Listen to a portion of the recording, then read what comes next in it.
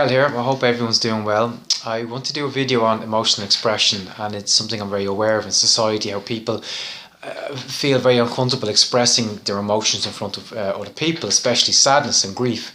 And I think it might come from a very traditional view of society that we have to cry in public and that it's a sign of weakness to cry around other people. That's not true. It's something that therapists are always trying to change, but unfortunately it's quite ingrained in society, and there's a huge amount of fear in people to consequences, and specifically to judgment if we were to cry in public. I think the biggest issue I have is that it really suppresses people from being themselves and being in their natural state, and it is quite natural to express any emotion, whether it's sadness or fear or anger. But also, if we feel we can't express these things, it will have a direct effect on our behaviours and how we act.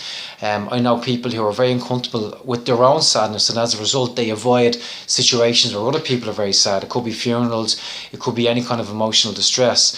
I know other people who are excessively protective of those who are getting upset, and the thing about any kind of sadness that it needs to just be, it isn't about going up and hugging people, it's just about being present and listening to them and validating what they're going through. I find that the biggest issue is judgment, and it's people's immature reaction to someone else expressing their emotion.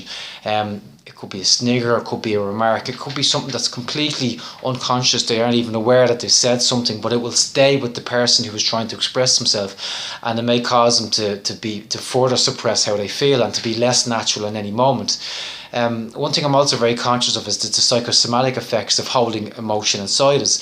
If you're someone that has a huge amount of anger inside you, it means you could be in a higher state of stress. It means your body could be flooding cortisol, which is the stress hormone, into your bloodstream, and that will have a direct effect on your immune system. So I know a lot of people who are very, very angry. They have huge amounts of anger, and they also have skin conditions, specifically psoriasis. I know people who have joint problems, who have back problems. They might have chronic migraines or headaches, and yet they haven't been able to make that connection between their emotional state and their physical state.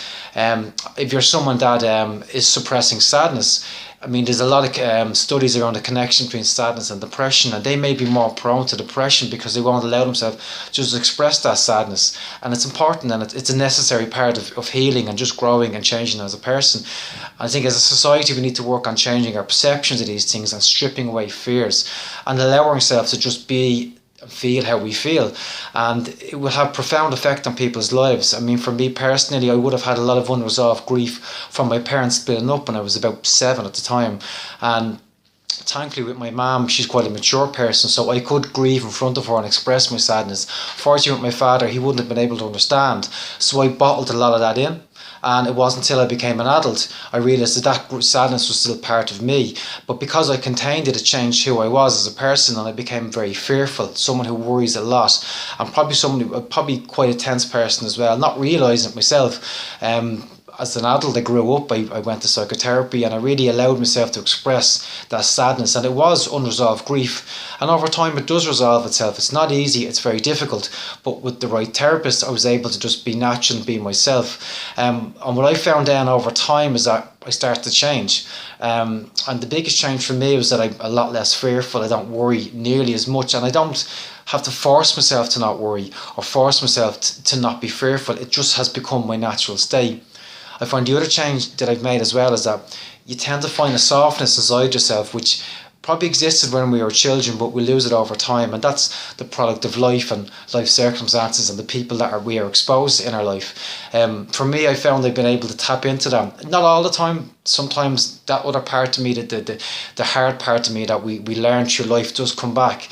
But the more I practice and the more I become self-aware, you tap into that softness, and that affects every aspect of my life, not just my relationship with myself, but with my girlfriend, with my family, with the people that I work with, and with my clients very much.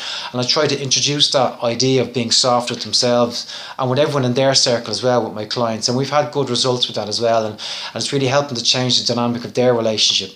But it starts with us, and it starts with us accepting our emotions and allowing ourselves to express them, but I suppose expressing them to the right person. Not everyone's going to have the maturity to understand, but you know yourself who's in your life and who may be the right person. And there is a lot of risk taking as well, and there's a lot of avoidance. I see a lot of people are generally trying to avoid feeling the way they feel. The feelings aren't going to go away. If you don't shine a light on them, they don't disappear. So that's the lesson for today. Be okay with your emotions and be okay with expressing them, and know that it's an important part of growing up and becoming an adult, but becoming a healthy adult and becoming the best version of you that could exist. That's it, guys. Thanks a million. Take care. Bye bye.